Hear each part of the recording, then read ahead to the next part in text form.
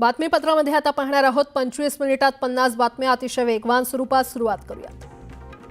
केंद्रीय भूजल प्राधिकरणाच्या नियमांची अंमलबजावणी करत मुंबई महापालिकेने विहिरी आणि बोरवेल मालकांना बजावलेल्या नोटीस विरोधात मुंबई वॉटर टँकर असोसिएशन ठाम असून आजपासून बेमुदत संप सुरू होणार आहे। यात 1800 टँकर सहभागी होणार आहेत। त्यामुळे मुंबईतील हॉटेल्स, मॉल्स, मेट्रो, रुग्णालय आणि गृहनिर्माण सोसायट्या तसंच इमारतींच्या बांधकामांवर मोठा परिणाम होणार आहे। मुंबईतील वाढलेला उकाडा आणि औद्योगिक वापरासाठी पाण्याचा होणारा वाढता वापर यामुळे कधी नव्हे तो पवई तलाव यंदा आटलेला आहे। या तलावात 545 कोटी लिटर म्हणजेच 5455 दशलक्ष लिटर इतकी पाणी साठवण्याची क्षमता आहे। या तलावातील पाणीसाठा आता 50% आलाय। नागपुरात 6 नवीन पोलीस ठाण्यांना मान्यता देण्यात आलेली आहे। निर्मिती प्रक्रिया वेगाने पूर्ण करा असे आदेश महसूल मंत्री चंद्रशेखर बावनकुळे यांनी दिलेत।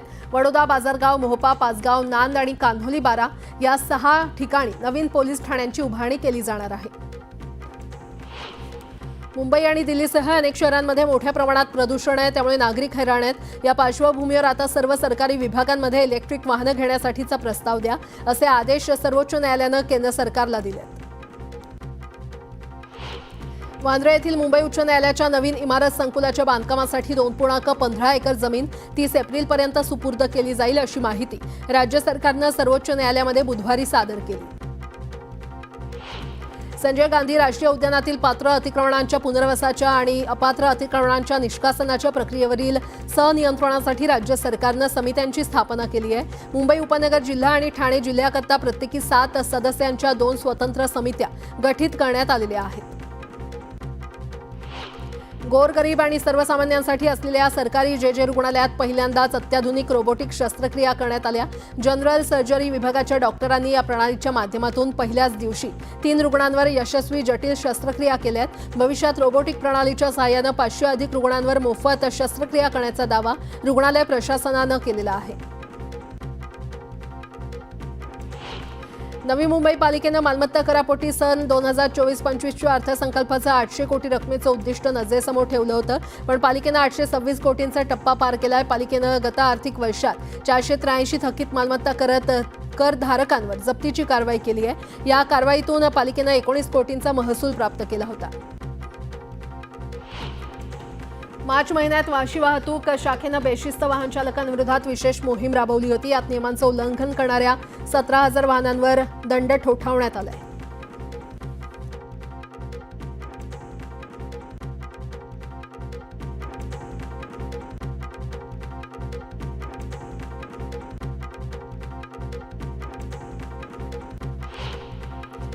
ठाणे शहरातील वाढत्या गुन्हेगारीला आळा घालण्यासाठी सीसीटीव्ही लावण्याचा निर्णय ठाणे पोलिसांनी घेतला। मात्र सीसीटीव्ही बसवण्यासाठी खोदकाम करावं लागणार असल्याने ठाणे महापालिकेच्या वतीने परवानगी देण्यात आली नव्हती। त्यामुळे सीसीटीव्ही कॅमेरे बसवण्याच्या कामाला देखील सुरुवात होऊ शकली नाही। अखेर ठाणे महापालिकेने परवानगी दिली असल्याने सीसीटीव्ही बसवण्याचा मार्ग आता मोकळा झालाय।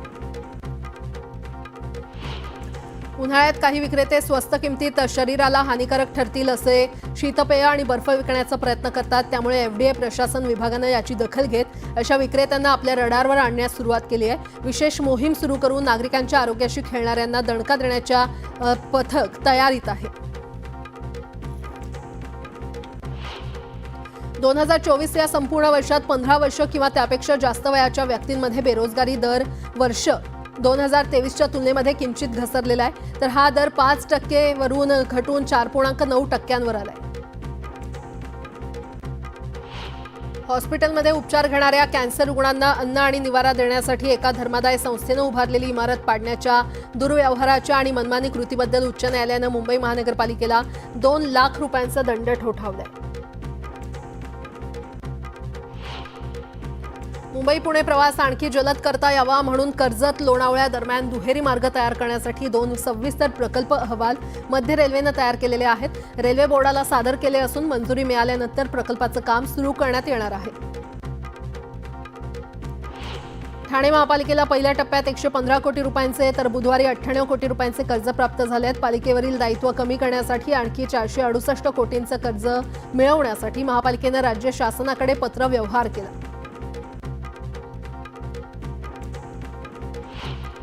मुंबई शहर आणि उपनगरात येत्या गणेशोत्सवात पीओपी गणेश मूर्तीची विक्री आणि खरेदी होऊ नये यासाठी मुंबई महानगरपालिकेनं जोरदार हालचाली सुरू केल्यात। मुंबई बाहेरून येणाऱ्या गणेश मूर्तींना देखील शहरात प्रवेशबंदी करण्याचा निर्णय महापालिकेनं घेतला असून कोकण विभागीय आयुक्तांना तसं पत्रही देण्यात आलंय।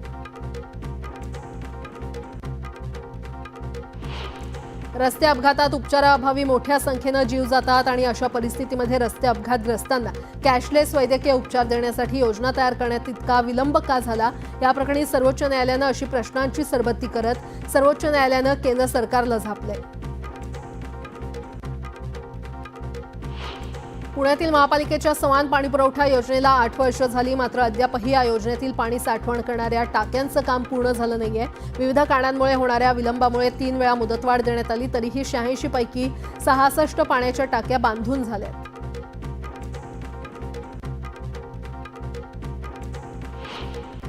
सध्याच्या कडक उन्हाळ्यात पुणेकरांना सुखावणारी बातमी आहे ती म्हणजे पावसाळ्यापर्यंत शहरात पाणी कपात होणार नाहीये। 15 जुलैपर्यंत पुरेल इतका पाणीसाठा धरणात असून गेल्या वर्षीपेक्षा यंदा खडकवासला धरण साखळीमध्ये 2% पाणी अधिक आहे। पुरंदर आंतरराष्ट्रीय विमानतळासाठी करण्यात येणाऱ्या भूसंपादनासाठी बाधित शेतकऱ्यांबरोबर संवाद साधण्याची प्रक्रिया सुरू करण्यात आली आहे। येत्या 6 महिन्यात संपूर्ण भूसंपादन प्रक्रिया पूर्ण करण्यात येणार आहे असा विश्वास जिल्हाधिकारी जितेंद्र डुडी यांनी बुधवारी व्यक्त केला।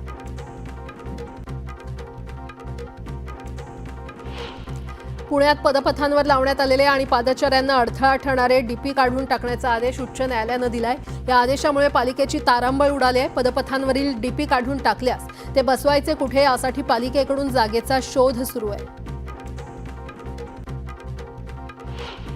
मुंबई महानगरपालिकेच्या ए विभागातील साबू सिद्दीक मार्ग ते कर्नाक बंदर पुलापर्यंतच्या रस्त्यावर अतिक्रमण केलेल्या सुमारे 25 दुकानांवर महानगरपालिकेनं निष्कासनाची कारवाई केली। मुख्य डाक कार्यालय आणि सेंट जॉर्ज रुग्णालय परिसरात वाढीव जागा व्यापून अतिक्रमण केलेली दुकानं आणि फेरीवाल्यांवर देखील निष्कासन आणि जप्तीची कारवाई करण्यात आली आहे।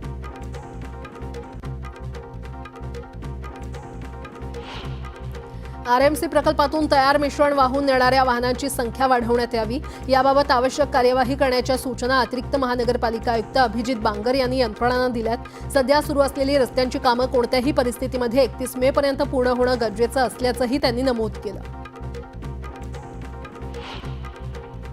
बदलापूर येथील लैंगिक अत्याचाराच्या घटनेच्या पार्श्वभूमीवर शाळकरी मुलांच्या सुरक्षिततेच्या दृष्टीनं शिफारसी सुचवण्याच्या 2 निवृत्त न्यायमूर्तींच्या अध्यक्षतेखालील विशेष समितीनं सादर केलेल्या अहवालावर राज्य सरकारनं अद्याप काहीच निर्णय घेतला नसल्यानं उच्च न्यायालयानं संताप व्यक्त केलाय।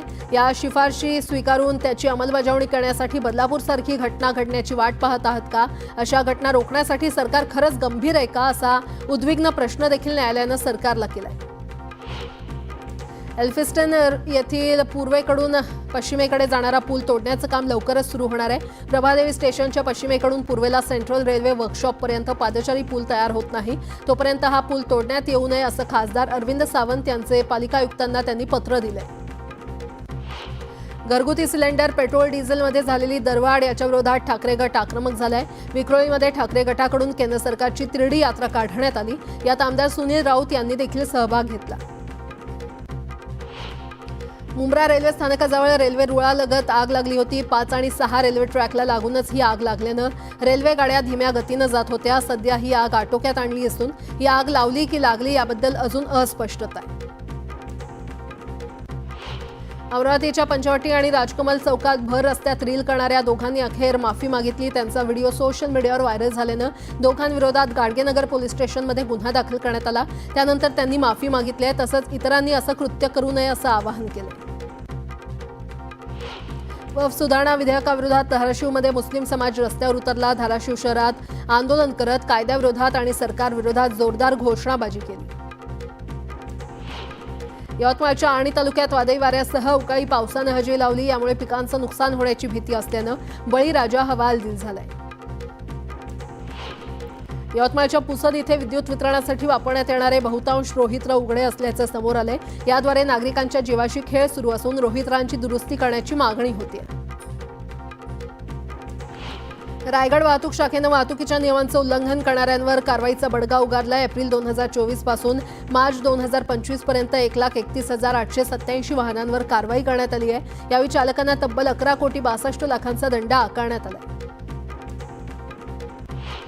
छत्रपती संभाजीनगर महापालिकेच्या उत्पन्नाला मोठा आधार असलेल्या नगररचना विभागानं मागील आर्थिक वर्षात तब्बल 200 कोटींची कमाई केली आहे, तर गुंठेवारी विभागानं 53 कोटी रुपये मिळवले. धाराशिव जिल्ह्यामध्ये बनावट औषध निर्मिती विक्रीचं रॅकेटचं पर्दाफाश केल्यानंतर चौघांवर गुन्हा दाखल करण्यात आला आहे. रुग्णालयातील संबंधित कर्मचाऱ्यांची देखील पोलीस चौकशी करणार आहेत. या प्रकरणी जे कोणी दोषी असतील त्यांना सोडणार नाही असा थेट इशारा पोलिसांनी दिलाय. तर पोलिसांच्या इशाऱ्यानंतर गुन्हा उघडकीस येण्याची व्याप्ती वाढण्याची शक्यता आहे. बार्शी तालुक्यातील उपळे दुमाला इथे महादेवाची कावड यात्रा मोठ्या उत्साहात पार पडली. शंभू महादेवाच्या यात्रेची चैत्र शुद्ध प्रतिपदेला कावड बांधून सुरुवात करण्यात आली. 3 दिवस गावात धार्मिक कार्यक्रम सुरू असतात.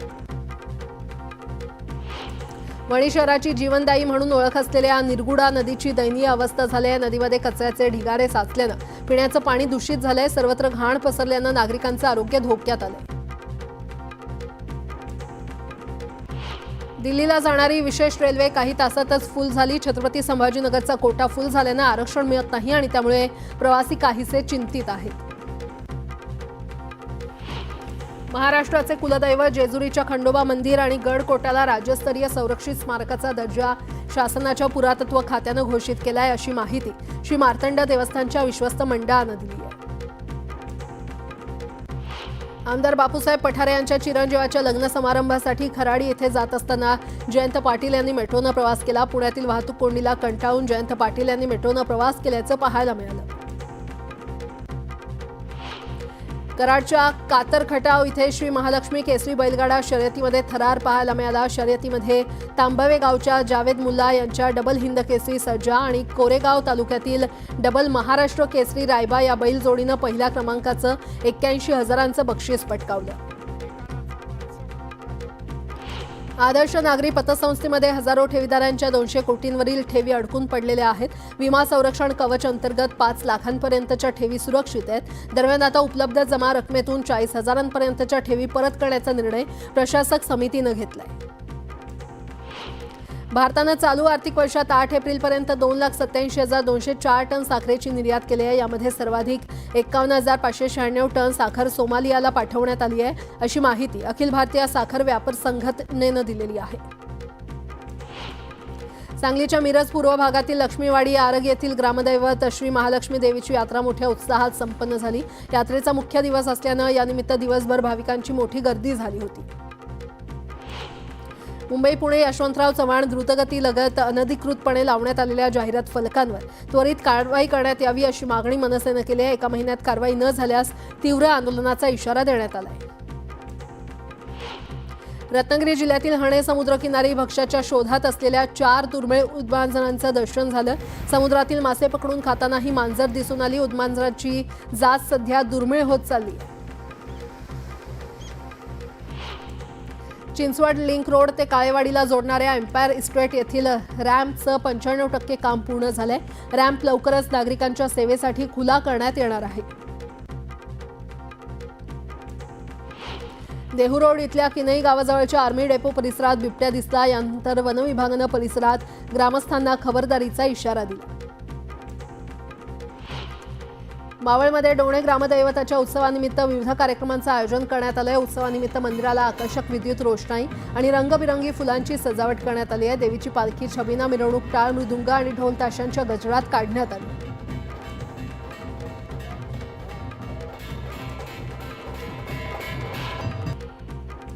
सांगलीतील मार्केट यार्डमध्ये हळदीची आवक काही प्रमाणात कमी झाल्यामुळे दरात तेजी आहे. राजापुरी हळदीला सर्वाधिक प्रति क्विंटल 25,300 रुपयांचा दर मिळाला.